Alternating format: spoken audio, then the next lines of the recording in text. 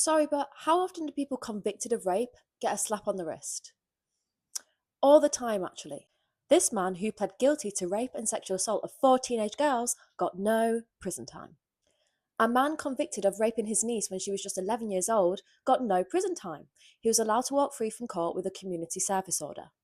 A 25-year-old man who raped a woman also got no prison time. He just got a 2-year community order. And a teenager who repeatedly raped his 9-year-old male cousin got what? Oh, no prison time. He was handed a 2-year rehabilitation order. A Maryland police officer convicted of rape got what? Oh, no prison time. He got sentenced to home detention. And Brock Turner, who was literally caught whilst he was raping the woman, got 6 months and then he only served half of it. He got 3 months for raping a woman. Then a convicted rapist who strangled and brutalised two girls, no prison time. The judge let him walk free. And before you say, well, these are just isolated examples, of course it's going to happen sometimes, you're just making it look worse than it is. No, it's being recognised as a systemic problem. Back in 2013, it was recognised that rapists were being let off with a slap on the wrist. Then again, in 2016, it was recognised that rapists were being given a slap on the wrist. In fact, it was reported that so many convicted rapists were receiving cautions or community services. So much so that Labour MP Jenny Chapman, who obtained the figures, said she was shocked to see just how many sex offenders were being let off with non-custodial sentences. She said there are far more violent criminals and sex offenders receiving non-custodial sentences than anybody realised. Then again, in 2019, we see a recognition that rapists are being given a slap on the wrist. And over 1,000 sex offenders were let off with just a slap on the wrist in the last 4 years. I know it is more comfortable, not just for yourself, but for many people, to believe that if someone is convicted of rape, then they will go to prison for a very long time. But it's just not true. It's just not the reality.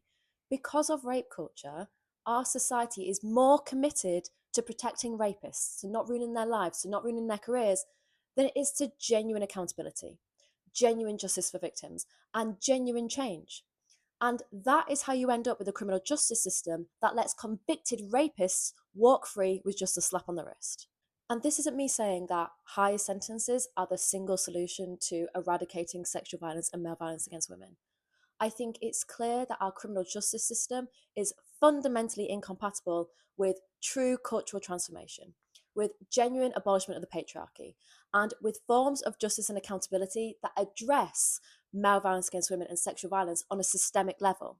What I'm trying to highlight here is that within our current paradigm of justice and the accompanying criminal justice system, that is one that centres around punishment and retribution, rather than addressing the root causes of crime and seeking genuine societal transformation, within that current system, rapists are not being held accountable.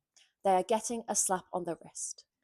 And whether or not you're a staunch advocate for harsher laws and tougher sentencing, or you're an abolitionist who seeks to challenge the very foundations of what justice means, we can all see that the system we have right now is a system that enables sexual violence to flourish, a system that protects perpetrators, and a system that does not deliver justice for survivors.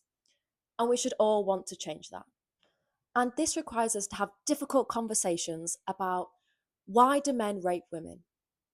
Why are rape convictions so low? How does the criminal justice system facilitate sexual violence and protect rapists? What role does it play in upholding rape culture and misogynistic ideas about women? What does it mean to hold rapists accountable? How do we curb sexual violence? Does punishment genuinely propel societal change? And what is our goal with our current criminal justice system? And is it compatible with the cultural change required to genuinely eradicate sexual violence and male violence against women? But because these are such huge questions and require such huge societal transformation, many people just avoid it, convince themselves that such grand changes will never happen, and simply opt for the system that we have. But as I said before, we can all see that this system is not good. And so we need to start believing that a different system of justice and accountability is possible and start fighting to make it reality. Because otherwise, things will never get better.